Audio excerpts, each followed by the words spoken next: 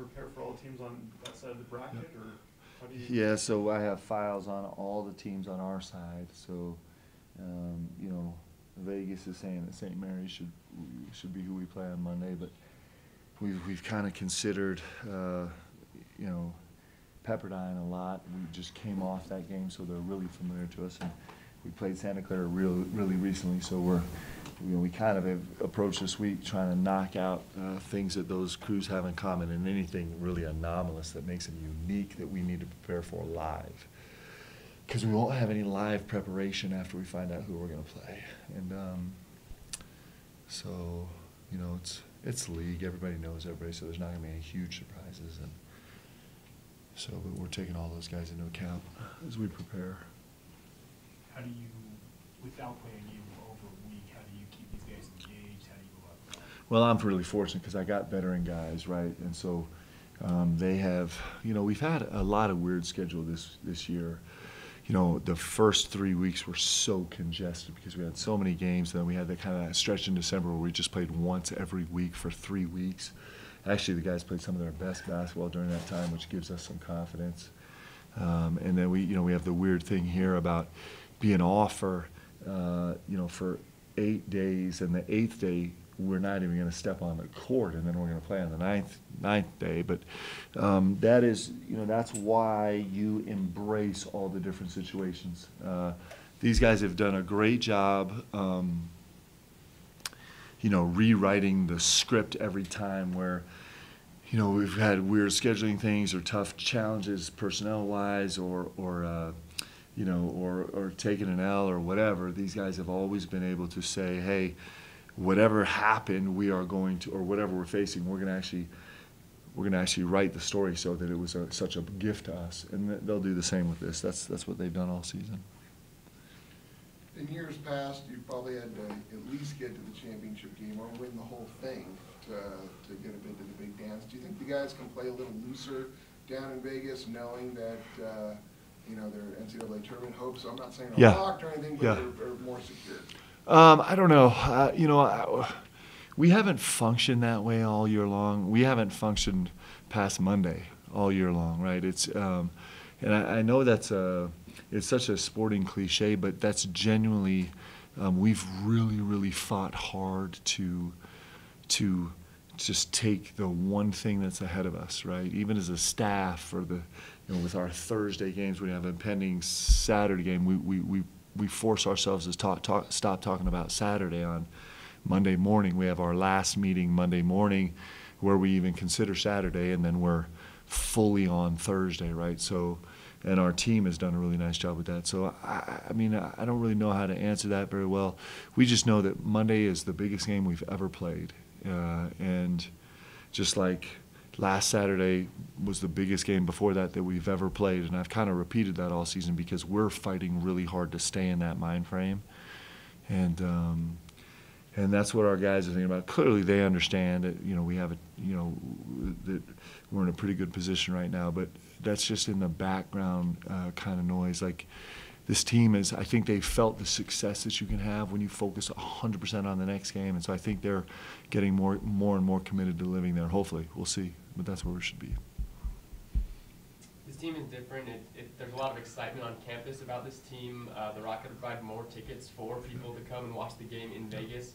What is it that makes this team so different and so exciting, especially coming into this week? Well, I don't know what makes it different. I know what makes it special, right?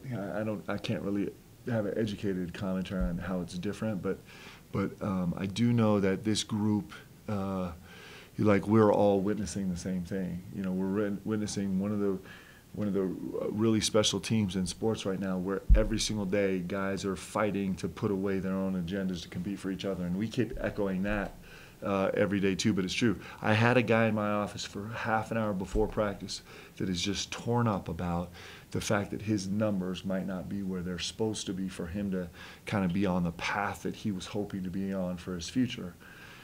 And we had the conversation again for the 100th time with this player for the 15th time this year, and with all our players several hundred times. And it is an everyday commitment. And I think you see it. I think you feel it. I mean, I don't know if people would recognize it and put it in those words, but I think when you watch a team where guys are just working so hard to do whatever they can to help the team and they're willing to sacrifice their own agendas, I think you just feel it. And so I think that's one thing. And I think we have unbelievable stories on this team. I think as people have gotten to know Yoli even better this year, clearly than they've ever known him before, and as people have been reacquainted with Jake Toolson and witnessed, his story and how he's done it, and if people have fallen in love with Dalton and Zach, clearly, how can you not fall in love with him if you're a fan and you watch him?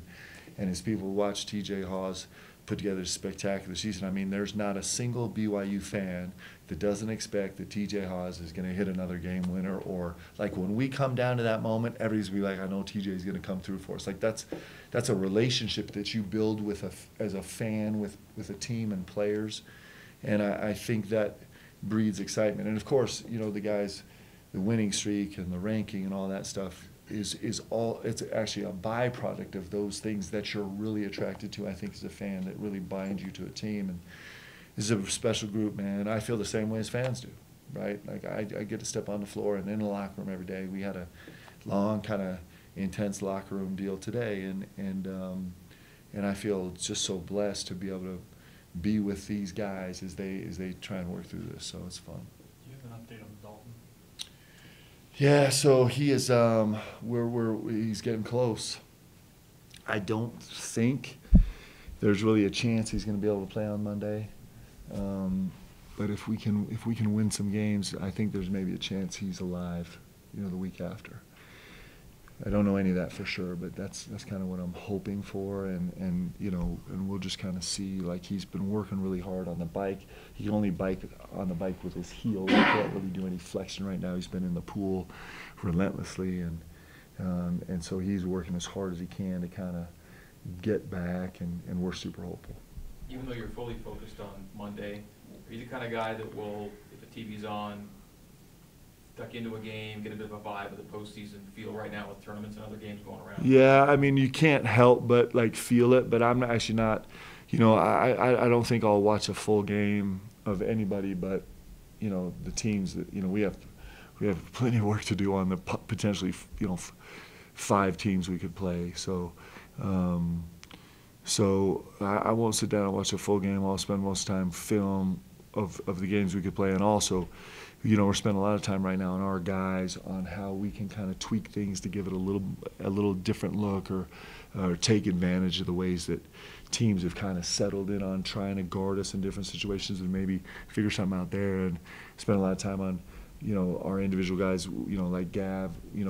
I think Gav has a chance to take a step forward, and making sure all our guys are right. And so I'm spending more time with that, but you can't help but you can't help but feel the juice of March. I mean, this is what we live for, right? This is, it is Christmas every single day for 6 weeks if you do it right. And except it's so much more exhausting than Christmas, right? If you do it right, also, you just, when it's all said and done, when you're finished, you'll just have nothing in the tank. You'll look at, if my guys do this right, then when you guys see them a day after we're done, they'll be blank-faced and empty. And if you can do that, then if you can push yourself that hard and be that disciplined, then regardless of the outcome, from that day of blankness, where you have no emotion and no capital left to expend for the rest of your life, it'll just get sweeter and sweeter and sweeter. And so that's what we're pushing for. And very few players and very few teams get to experience that, but that's what we're trying. You growing your hair out? I don't know. I was thinking about trying to grow a mustache, but I don't think that's going to go over very well. The problem is, if I grow my hair out, I have to actually look in the mirror, and I try not to do that at all costs. This team hasn't won a WCC tournament, especially the way last year's ended. I know you weren't here, but is there a sense of, not necessarily redemption, but get over the hump there? Maybe there will be hopefully there will be a sense of that on Monday night at like 10:30. Like I really hope that we get to have a chance to focus on that. But you know, we have to. Whoever it is that we're playing Saturday or Monday night is going to be. It's going to be just a monster. It's going to take everything we have. So I hope we get to have that conversation where we're actually engaged in the game. That would give us a chance to do that. But we're not spending a lot of time thinking about that. We have to find a way to, you know, what I'm thinking about is all the things that you guys are concerned about is this time off and this long winning streak and these veteran guys and all the publicity we're getting, all the normal human being response to all that is to like kind of lose your edge and kind of start to get distracted and kind of start to have your own agenda and not to be, you know, have the desperate urgency that you might have coming right off a loss, right, which sometimes can be such a gift. And so where all of our focus is right now is how can we recapture that? That's what every team in America is trying to focus on, and that's not an easy task. I mean, you see it every day now. You know, you saw it in the first round of the Mountain West Conference tournament, right? It's just sometimes it can be really elusive to get yourself right? And so we're just all of our energy is trying to figure out how to help ourselves get there. Mark, you've mentioned veteran guys, the commitment from this team, list goes on, but what is it for you as a head coach that you are most confident in right now? My guys. You know, I live in constant like paranoid fear, right? It's probably what coaching does to you. And because you've gone through all you know, you've experienced every way that things can go wrong, right? And they stay with you and haunt you, and so you're trying to stay ahead of that all the time. It's like being on the watchtower, right, where your job is just trying to see ahead to try and like, you know, cover the potholes before you get there, or avert the, you know, the troubles, you know, whatever. And you know, I've been unbelievably fortunate this year where I've scrambled to do that, and these guys keep telling me, you don't need to do that, we got this. It makes my job really easy. And so I got a lot of faith in these guys, and they've earned it. You know, they've earned it. And that's not that doesn't mean that we're getting complacent or taking things for granted. It just means that I really believe that if as a staff we do our work as diligently as we can and use everything that we have, every arrow in our quiver, that our guys actually will be there right with us and respond. And so how blessed are we, right, as fans and as a coaching staff to believe in these guys, because I do. I know I talked to you last week and you said that the individual awards didn't mean much to you. So Yeah. people remember those, but what was your reaction to the guys being all WCC first? Not surprised. I mean, I don't think it was a complicated vote.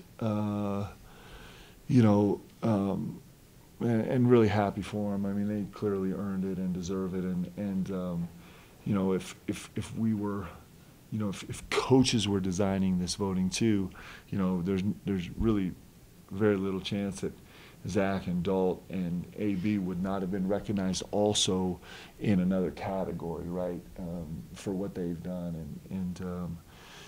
But you know, it's. You know, I was really blessed to receive a lot of individual awards as a player. And you know where those awards are? Anybody know where they are? Neither do I. I don't know. Because you know what? They just don't matter. Like, they might matter for a day. But you guys asked me about what my teams were able to accomplish. I could probably tell you every single detail of every single game, every single moment our guys sacrificed for each other and fought for each other and made plays for each other and rose up in impossible situations and did something extraordinary. And the way buildings felt, I could tell you in detail every single building I played in and competed in. And you know, and that's, you know, that is, it just is the truth. I think every athlete could relate to that, and every person could relate to that if you look back at the category of the successes and the shortcomings you had in your life. And so, you know, so that's what I think about this. And you know, if I'm 100% positive, if every guy on my team could have chosen between where they are right now or each guy on my team being the player of the year in the conference and just having an average pedestrian year, without fail, without pause, without exception, they would be like, "Are you kidding? Like, what we're doing with our brothers right now is so special. We wouldn't trade it for anything in the world." How would you describe the whole journey that you always been on this past year, from coming back, the suspension, the injury, and just all these accomplished? I hope one of you guys will write a book, right? Because it's just that it's that full, right? You know, I mean, his story is just. I mean, there's so many stories. Like, how fun is this? I think it's got to be fun for you guys because there's so many stories that are just like, it's almost like you don't really believe it, right? You know, we had these deep blues. You guys see these deep blues? They're just amazing. And Yoli Child's deep blue, like especially the first 2 minutes of it, were just so unbelievable. One of the things we don't talk about very much is his relationship with his mom, and you know how he spent his childhood and the things they had to overcome together and where they had to do it and how they had to do it. So you just add that to the saga, and then you add his first 3 years here, and then I mean you could write a book just on this season really of what he's went through and how he's responded, and because he's had these extraordinary moments. I mean, you know, when he said he was back at that press conference, it captured everybody, right? And then there he's 2 months later, Greg, maybe 10 weeks later, saying, "I'm back, but I'm not going to be back for a while." And he's just, he's an extraordinary young man. And I don't think they roll through that often, but he's really special. So we've all been really blessed. And we just got to keep winning so we don't have to, you know, so that doesn't have to be over.